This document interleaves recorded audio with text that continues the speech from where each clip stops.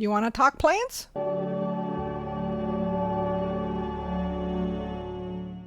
Early August, here together with Lotus Nelumbo nucifera, plant family Nelumbonaceae or Nelumbonaceae, cousin Nelumbo lutea or the yellow American lotus. Even though quite similar to water lilies that are in the genus of Nymphaea or Nufer, lotus plants have some clear differences. For once, even though some of their leaves are floating, most of their leaves have very long petioles that raise the leaf lamina way above the water surface. Lotus plants grow in waters that are about 30 centimeters to 2.5 meters deep, from roots, tubers, or rhizomes that are deep embedded at the bottom of a slow-moving river, a pond, or a lake. The state flower of India and Vietnam, the sacred lotus or Asian lotus, has a relatively wide, more or less native range from India, Sri Lanka, throughout Southeast Asia, Amur River region, and even Australia. And in most of these places was probably introduced from adjacent to adjacent regions. Cultivated for over 3,000 years for its edible seeds and starchy underground tubers and rhizomes, as well as for their beautiful flowers, often cultivated in water gardens, ponds, and lakes, like here in Romania on Lake Snagov.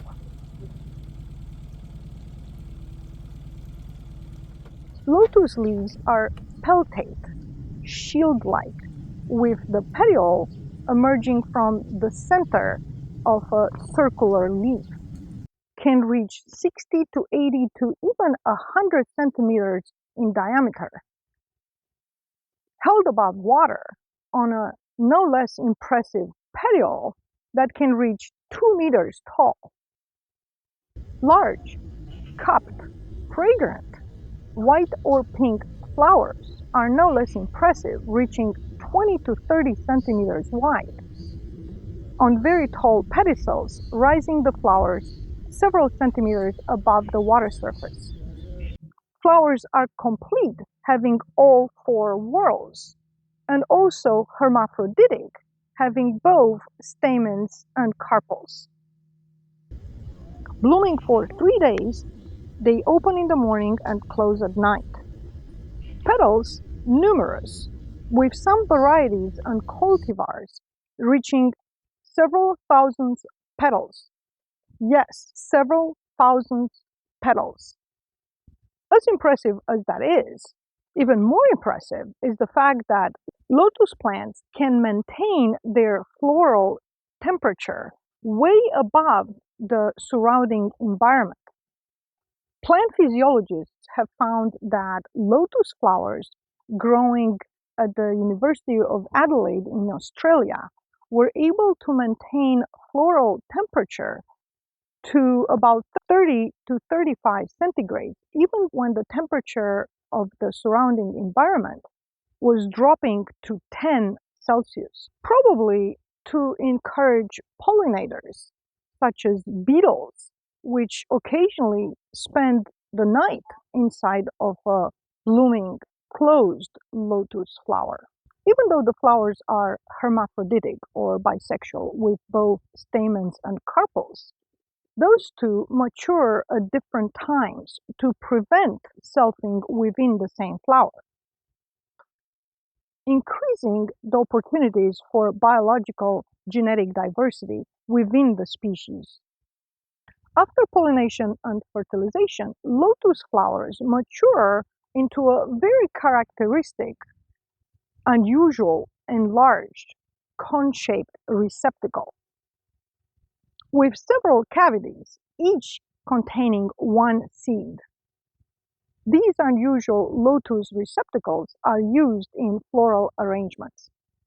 The flowers are edible and used in numerous Asian cuisines, in salads, teas, and more.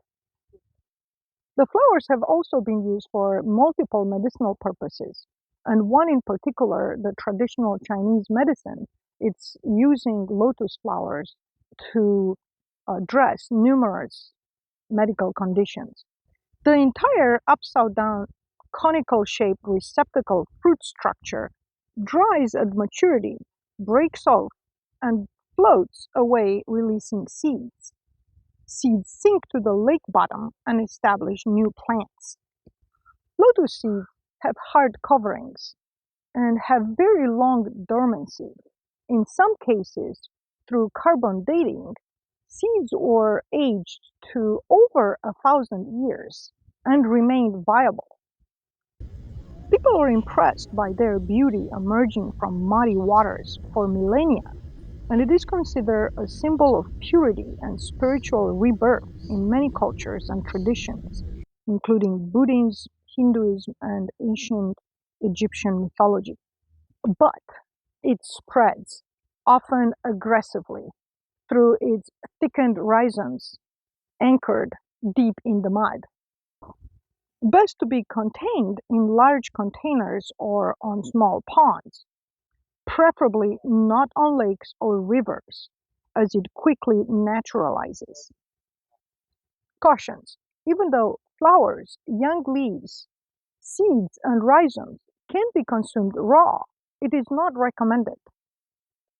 There is a danger of microbial and parasitic transmission from the waters. Like most plants, lotus plants offer a variety of benefits to humans and its surrounding environment. Many benefits of the lotus plants are still unexplored, such as bioremediation and bioengineering for its thermal stable proteins and ability of thermal regulation, a quality very rare in plants.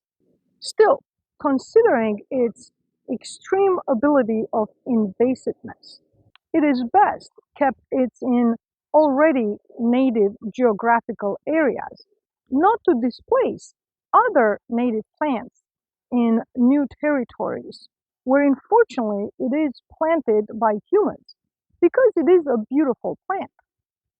But once established and naturalized, it is very difficult to remove. If you do have it nearby, enjoy its beautiful blooms and delicious fruits it has to offer. Nelumbo nucifera, Asian lotus, sacred lotus, to name just a few of its English common names.